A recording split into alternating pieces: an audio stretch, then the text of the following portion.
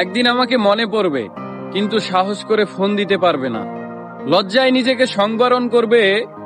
আমাদের এত গল্প আর এত স্মৃতি জমেছে যে তুমি অন্য কারো মাঝে আমার ছায়া দেখবে, কিন্তু সেখানে আর আমাকে পাবা না।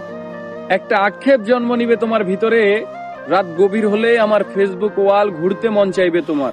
হয়তো সব বাধা ভেঙে মনের সাথে যুদ্ধ করে হলেও আমার প্রতিটি পোস্ট দেখবে, হাসবে, রাগ করবে, কিন্তু আমাকে সেই অনুভূতি বলতে পারবে না। এর চেয়ে আর বড় কষ্টের কি হতে পারে বলো? কোনো এক ভোরে কিংবা গভীর রাতে ঘুম ভেঙে ফোন চেক করে দেখবে আমার কোনো টেক্সট আছে কিনা। আমাকে না পেয়ে তোমার যেই দীর্ঘশ্বাস জন্মাবে তা তোমার প্রাপ্য ছিল। আমি তো কোনো অন্যায় করিনি। এখন যার সাথে আছো তাকে নিয়ে যতই সুখে থাকো, যতই ভালো থাকো, আমি জানি আমাকে তোমার মনে পড়বেই, কারণ আমি তোমাকে ঠকাইনি। তার সাথে কাটানো প্রতিটি সুখময় মুহূর্তে আমি থাকবো তোমার মস্তিষ্কের একটা কোণে।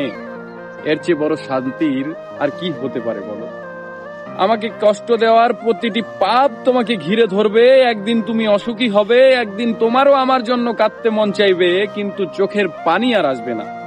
এক শীতে সমুদ্রে স্নান করতে যাবে, সাথে প্রিয় মানুষটা থাকবে, অথচ সেখানে আমার থাকার কথা ছিল। এক জ্যোৎস্নার রাতে আকাশ দেখে তোমার চোখের কোণায় পানি জমবে। এত সুন্দর রূপালী জ্যোৎস্না আমাকে ছাড়া দেখবে, আর কষ্ট তোমাকে জাপটে ধরবে না। এটা হয় বলো? একদিন আমাকে দেখার জন্য আকুল হবে, রাস্তায় খুঁজবে, পাবে না। সেদিন আঘাত লাগবে, সেদিন বুঝবে কি অন্যায় করেছো। একদিন বুঝবে ভালো একটা সম্পর্ক শেষ করে কেউ ভালো থাকে না। একদিন বুঝবে কথা দিয়ে কথা না রাখাটাও একটা অন্যায়।